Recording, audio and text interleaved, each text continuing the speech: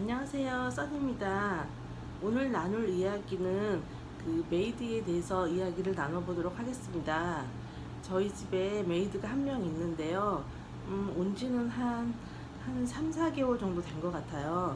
그런데 이제 집안에 할머니가 아프시다고 해서 이제 가봐야 된다고, 지방에서 온 친구거든요.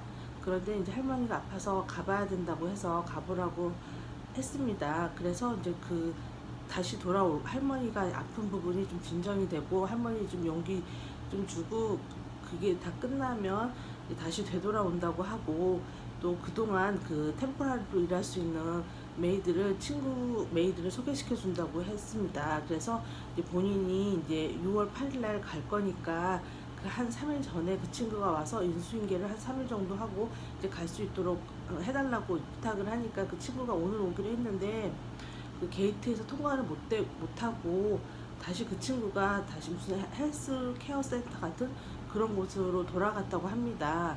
그 무슨 동사무소에서 발급하는 이제 코로나 감염자가 아니라는 거를 또 증명하는 서류를 챙겨서 이제 그런 서류가 있어야지 이제 콘도에 들어올 수 있다고 하는 그런 행정 처리가 있나 봅니다. 그래서 그 친구가 다시 또 쾌존이라는 먼 지역으로 다시 돌아가는 게 아닌가 했는데, 이 근처에 있는 무슨 헬스 케어 센터가 있다고 해서 그쪽으로 이제 가서 오늘 하루 머물고 내일 서류를 받아서 이제 내일 저희 집으로 이제 오는 걸로 이제 그렇게 얘기가 됐습니다.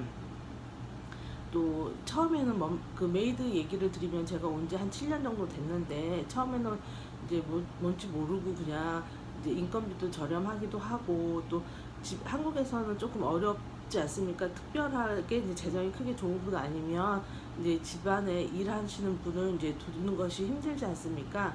파트타임 정도나 이제 아주 힘들 때는 이제 그런 식으로 할 수는 있지만, 그래서 이제 그 부분도 되게 좋고, 이제 못 모르고 이제 그냥 일을 같이 이제 부탁을 하고 했었는데, 지금은 한 7년 차 정도 되니까 또 필리핀 사람도 제가 일도 하고 학교에서 사람들도 만나고 하면서 현지인들을 많이 겪으면서 이제는 그 엄청 조심을 합니다.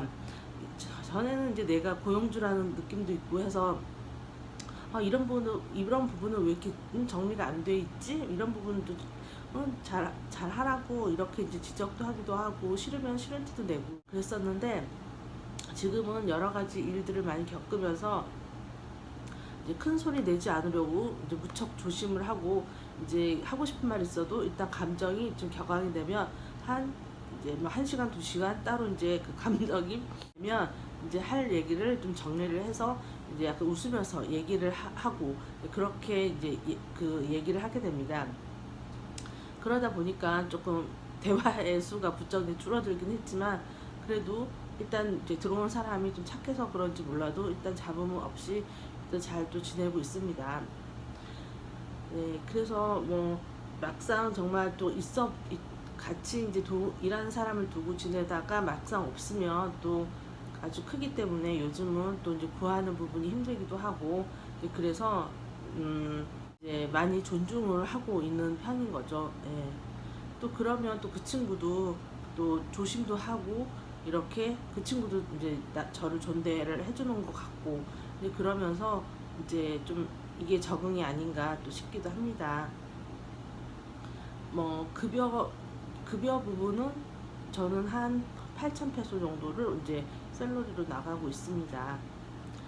에서는 또 직무 관계 부분도 이렇게 있어가지고 그 직무 관계도 엄청 또 중요하게 생각을 합니다. 전에는 그 드라이버 분이 회사에서 드라이버 하시는 운전업으로 하시는 분이 계셨었는데, 그때 에어컨 그 사무실에 쓰는 에어컨이 엄청 커서 에어컨에서 이렇게 물이 나와서 이렇게 물이 많이 차면 한 번씩 그 찬 물을 갖다 버려야 되는 일이 있었습니다. 그때 그 저기 드라이버 아저씨한테 그 일을 부탁을 했다가 드라이버 아저씨가 뒤로 이제 담당하시는 분 불러가지고, 나는 드라이버다, 난 물통에 물을 비우는 사람이 아니다, 그러니 뭐 이제 이런 일은 할 수가 없다, 내가 고용된 그런 취지와 맞지 않는다, 이런 식으로 이제 컴플레인을 했다고 합니다. 약간 정말 이런 부분을 보면 한국의 사고방식과는 많이 다른 부분이 있습니다. 그런 사고 방식은 약간 미국에서도 약간 그런 식의 일이 있다고 들었는데 그 약간 이 필리핀에서도 약간 그런 직무로 이제 채용이 되면 이제 그 부분과 이제 다르면 좀 이렇게 거부감이 있는 것 같습니다. 저도 그래서 이제 보통 집안 전체를 다 돌봐주는 그 저기 그 메이드를 그 올 어라운드 이제 메이드 하우스키퍼라고 하는데요. 또 저희 옆집에 사는 친구는 옆집에 사는 그 헬퍼는 그 집안에 헬퍼가 이렇게 세 명이 있다고 합니다. 한 명은 요리만 전적으로 하고 한 명은 청소만 전적으로 하고 또 다른 한 명은 아이들 케어만 전적으로 한다고 합니다.